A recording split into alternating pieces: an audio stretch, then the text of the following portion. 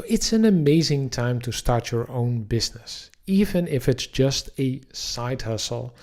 You've probably seen a couple of these books, or maybe you've watched a couple of master classes, and there are so many opportunities nowadays to tap into. You can literally start today. There are hardly any barriers anymore. There are almost no funds required to start your new online business. And there are some incredible ways to earn passive income. If you have not looked into passive income, that's definitely something that you wish to Google after this webinar. And there are so many inspiring books, videos, blogs, courses, masterclasses, podcasts, and so on. The list is endless. But let's be honest, the struggle is real, especially if you're working in a busy 9-to-5 job. You have limited time, limited energy levels, work frustrations. The list goes on. And if you want to start your own business on the side or transition into entrepreneurship, it has some unique challenges. So this is definitely something that I can resonate with and have experienced myself.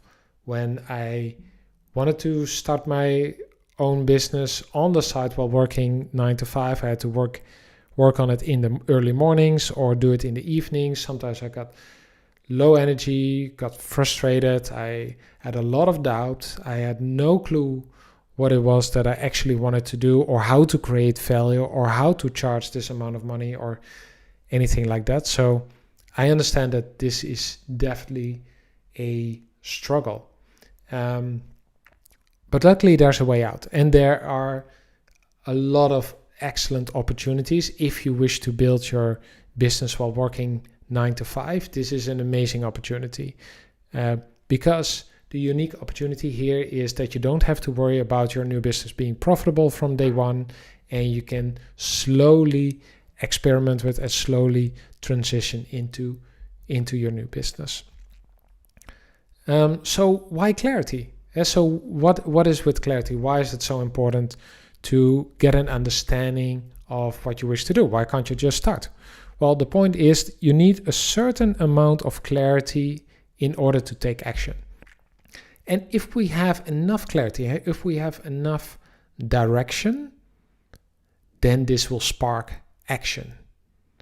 And that's something powerful. So once we have enough clarity on who we want to help, what we want ourselves, how we can do this, then this is enough information for us to take action. And it doesn't have to be perfect. We don't have to have all the answers, because we're not going to find all the answers. We just need just enough answers so that we can get started.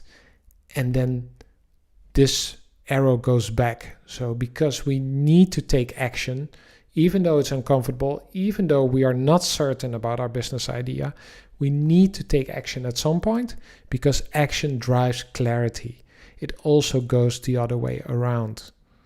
So by taking action, we figure out what we don't want, or we get feedback from our clients or potential clients. We get feedback and we hear no and we hear yes, and we get all this information, and then we get even closer to the business idea that we wish to accelerate on. So clarity drives action, but action also drives clarity. That's why it's so important to get clarity. But in the end, there are always things that are holding us back. And there is often no clear method. Like, how do we define this business idea of ours? Like, how do I figure out what I really want and what this business looks like? Of course, there are a few frameworks, there are a few models. Maybe you read the Ikigai model. There are all sorts of things out there, but there's no really clear method or structure that we can just follow, and then we have enough information so we can start taking action. But also, in most cases, we're waiting for the right moment. Yeah, there will be a better moment. Then if I just wait a couple more months, I have more time.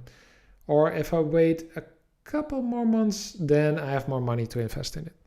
There's always a better moment in the future in our heads. Also, feeling uncomfortable stepping out of our comfort zone is something that we're definitely gonna experience. So discomfort is something that we're not always used to, especially if you're employed. We're not always used to this amount of discomfort, and this is something that you wish to grow into. And there's this fear of failure.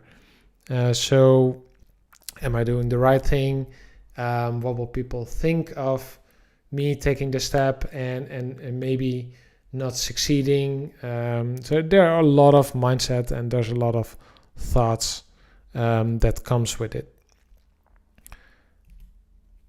And this is me. This is like when I was trying to define my business idea, I always try to come back to this very simple model. I just had to figure out what I want and then just do it.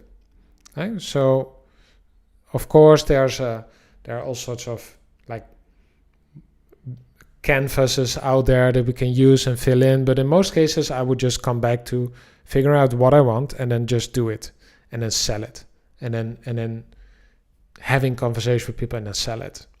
Well, this was my idea and I was wrong.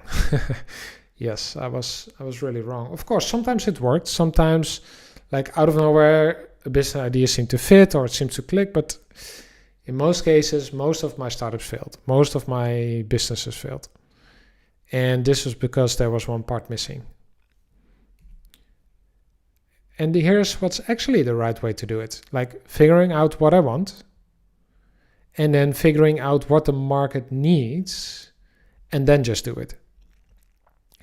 And so there's one point in addition here, like what the market needs. And this is something that we are not really familiar with. Like from my own perspective, when I was working 9 to 5, I never had to think about like what are the market needs, what is it that people really crave, what are the problems. Like these things were not really in my daily work. So trying to figure out what the market needs is crucial. And I'm going to show you. And the way we're going to do that today in this free webinar is we're going to divide it into small jobs. So in most cases, if we have this big question mark like clarity, then it becomes really hard. But once we break it down to small jobs, it becomes way easier. So that's exactly what we're going to do today. We're going to break this question on gaining clarity. We're going to break it down into small jobs. Now let's get a bit more practical here and get started with these 3 questions to gain clarity. Question 1 is, what do I want? Question 2 is, who do I want to help? And the third question is, what do they need? These are the questions that we're going to walk through in today's webinar.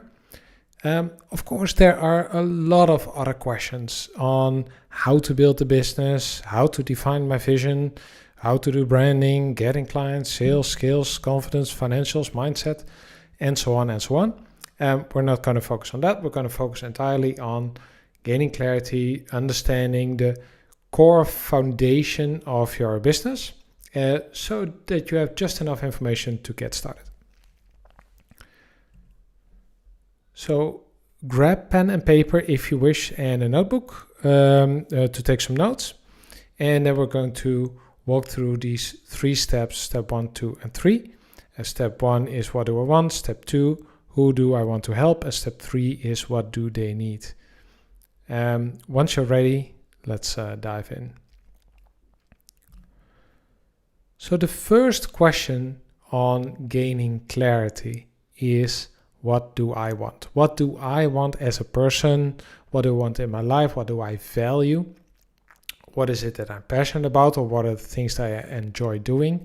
What am I good at maybe even? So we want to look at this question, and you might have already found my free guide called Get Clarity on Your Business Idea, which has 20 thought-provoking questions on getting clarity on your why.